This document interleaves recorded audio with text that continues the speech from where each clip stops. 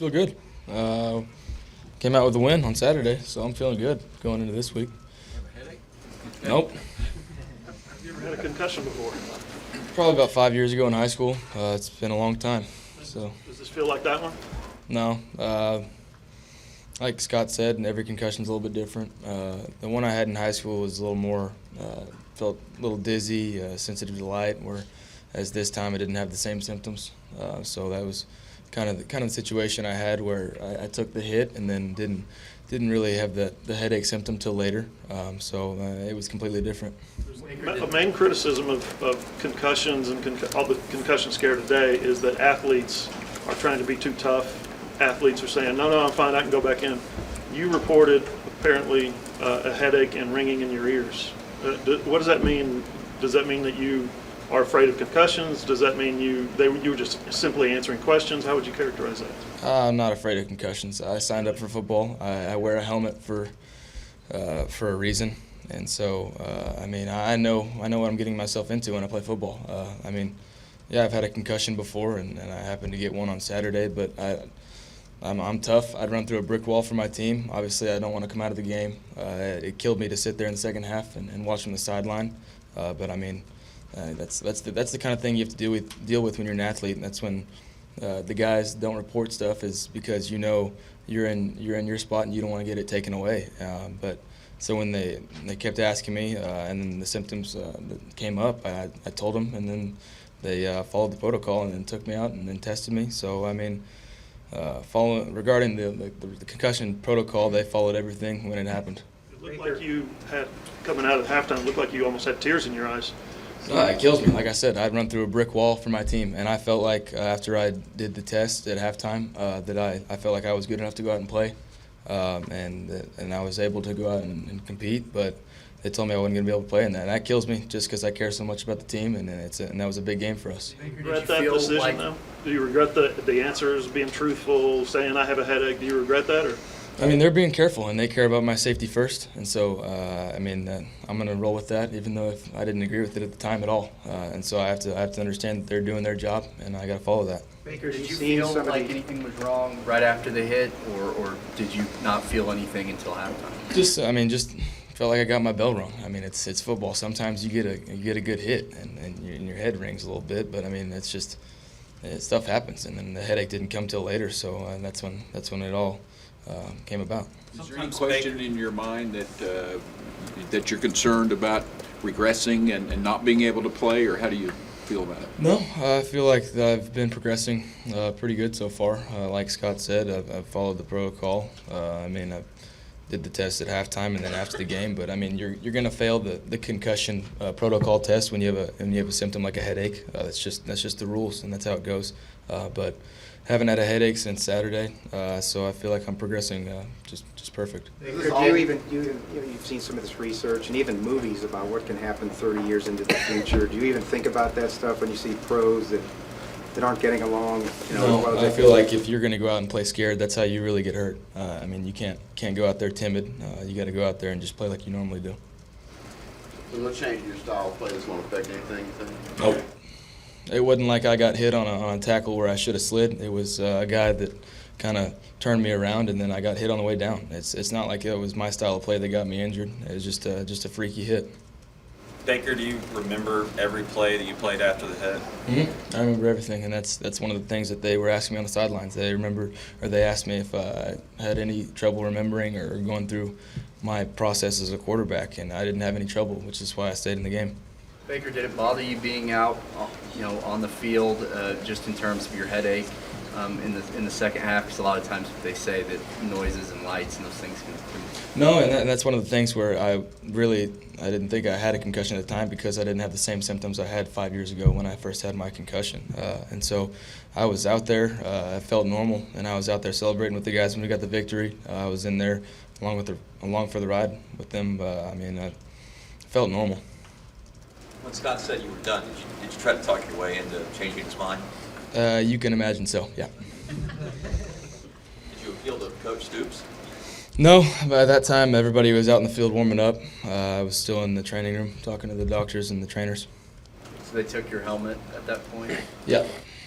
If they hadn't taken your helmet, would you have tried to run out there? I think you could assume so, yeah. I would definitely be out there playing. I sat enough football last year, I don't want to sit anymore. I was going to say, so if that upset you that much to miss one half, what did last year do to you? It's kind of built up, but I mean, it is what it is, and I don't like sitting out. So, I mean, I'm a competitor, and so I love being out there playing with my guys, and really I hated having to sit out for those seniors that have put in the work in such a big game like that in their last home game. I wanted to be out there and play with them and enjoy it. But, I mean, ultimately we came out with a victory, and that's all that matters. We put ourselves in a position this week to get our first goal of the Big 12 championship. What about Baker, if you win this week, do you think you're into the 14 playoff? I think we've put ourselves in a very good position to do so. I don't think anybody in the country has played on the road games and the tough environments that we have. I mean, considering we went into Tennessee, they set a new stadium record for the noise level. We went to Baylor. It was a very good team, and then we're going to Stillwater, which everybody knows is a tough place to play, and they're a top 10 team. So, I mean, our resume seems pretty good. Do you think you'll be missing anything that's significant in what you typically do in practice today and perhaps later this week? No, I mean, I'm never contact in practice anyways, but right now they have given me permission to do non-contact drills and sports-related drills, and so that means I can go about today just as my normal stuff on a Monday, which is it's light. I'll do my cardio stuff, and I'll just get back into it and see if I progress. You ever had a headache on a non-concussion situation? I mean, never got hit and just got a headache out of it? No, I probably had a headache from screaming at Tennessee just because I was trying to get people to hear me, but that's a different scenario. Will you try to go slow, take it slow this week, especially early on because you don't want to have a setback? No, I feel I'm comfortable where I'm at right now, progressing. I haven't changed anything. I've been watching film, haven't had any trouble with that, so I'm going to prepare the same way I always do. The tests on Saturday night that they gave you on the sideline and in the locker room, were those like, can you describe those, like numbers or Yeah, I recall?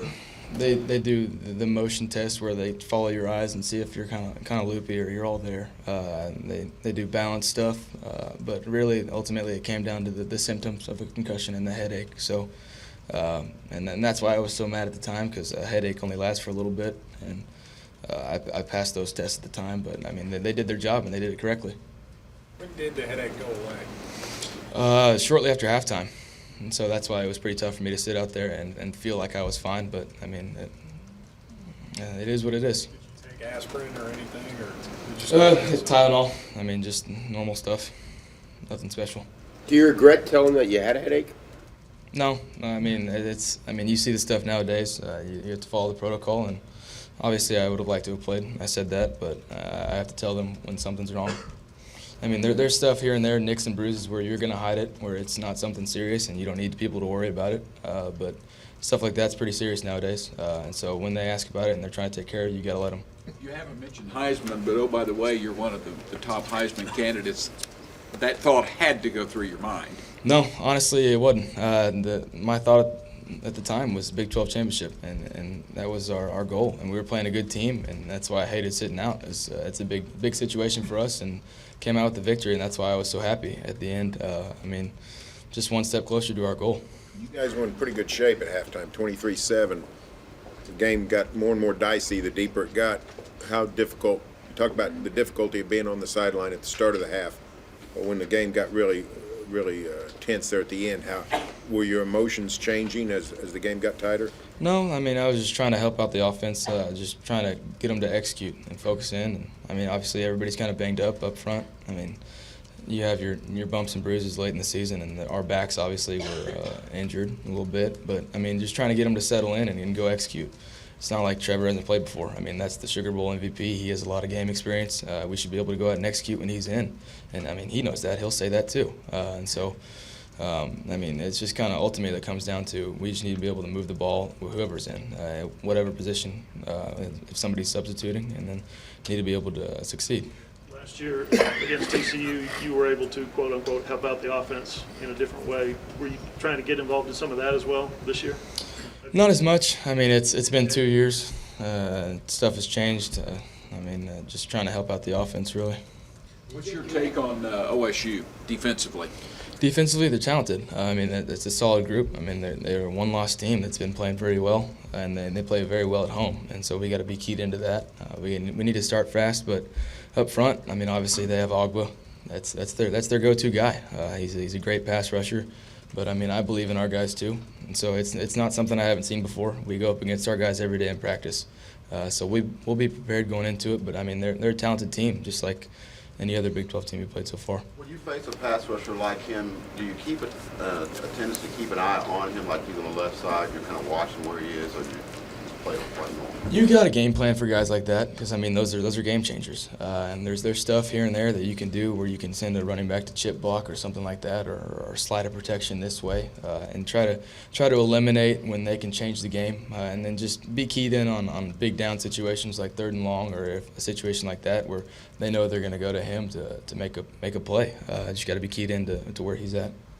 Baker, it's obvious how much the Baylor game meant to the program. I know you talked about how you were around, you saw it all happen. Same thing with OSU for you guys. It was kind of a thing that you guys have been talking about for a while. Yeah, it is, and I said it earlier on in the year. Our last 3 games were our most important, not just because it's the Big 12 championship, but because last year they beat us pretty good. All 3 of them did, and so they came into our house last year and beat us, and so this year we got to be keyed in and not let it slip away, and we got to realize our goal is right there. This game, it's you go win it and you take the Big 12, and so we'll be focused in on that and getting our goal. Baker, the offense struggled mightily in the second half, but when you were in there, I think you guys scored on your last 5 possessions that you actually played. Any concern about what happened in the second half being a lingering issue? No, I mean, we still rushed for over 300 yards, and so that's a pretty good day on not a shabby defense at all. People say TCU's banged up, but yeah, it's still TCU, and they have good players, and they have a great head coach that's a defensive mind. So we were able to run the ball, which is huge, and so we need to carry that into this week. And key on that. But, I mean, offensively, pass game, even when I was in, wasn't as good as it needed to be. I mean, I think I was below 50% passing, which that's way below my standard. And then Trevor was in, and it was about the same. And so we'll get better. Receivers and quarterbacks need to take that personal this week and go out and practice and execute. What's going on with your appeal for the extra year of eligibility? I have no idea. The other people are handling that. Compliance is handling that, so I'm not sure. Baker, are you enjoying the Heisman hype at all? I mean, I know you're focused on the team, but that's got to be fun. It's fun to see, and especially because it's everybody supporting me, and the people are trying to blow it up just because they love it. I enjoy it because that means I've helped the team out and put them in a situation to be in the playoff spot. And whenever you're in a spot like that, the quarterback's going to get recognition. So obviously, I'm happy with that. But I mean, it's as a little kid, you look at the Heisman winners, and all the time you watch the ceremonies on TV, and that's like a dream. So if I'm able to go to New York City, that'd be pretty cool. But if not, I'll be focused on the playoff spot. What do you make of? I think there are no fewer than 5 fake Baker Mayfield Twitter accounts. That's a little creepy. I think I've had 1 or 2 questions a day asking or thanking me for following them on Twitter, thanking them for following back. So I have to break it to them that I don't have a Twitter account. But it's a little different. Any different feel to this week, knowing your relationship with Mason and the fact your girlfriend goes to OSU? No, I mean, it's a familiar face across the ball. I mean, it's always fun to play against guys you know, but I mean, you see that nowadays with recruiting. You meet so many people throughout the process, and then you play them over the years, and yeah, I mean, you get familiar with them. I mean, when it comes down to it, it's a game, and we're trying to beat them, and they're trying to do the same. But I mean, after the game, I'm sure we'll talk and be friends again. But for now, we're preparing to win. How much have you had a chance to see him play this year? Mason? I've had a couple opportunities for our night games. They've kind of gotten lucky, and they've had the 2:30, so we've kind of caught a little bit of it. I mean, he's playing really good right now. I mean, they're going out and they're executing, and obviously they're winning. I mean, it comes down. Last week, they struggled a little bit running the ball, and that's why. I mean, when you do that, you got to establish the run up front. But when a team shuts down the run like Baylor did to OSU, they're able to key in on the passing game, and so that's where you see struggles a little bit. But other than that, they've been playing lights out the whole year. How often you get to Stillwater? What? How often you get to Stillwater socially? I've gone up there maybe twice or 3 times during the year, but I mean just to go visit, obviously see my girlfriend, and then I'll see the guys up there. Do they look at you strange?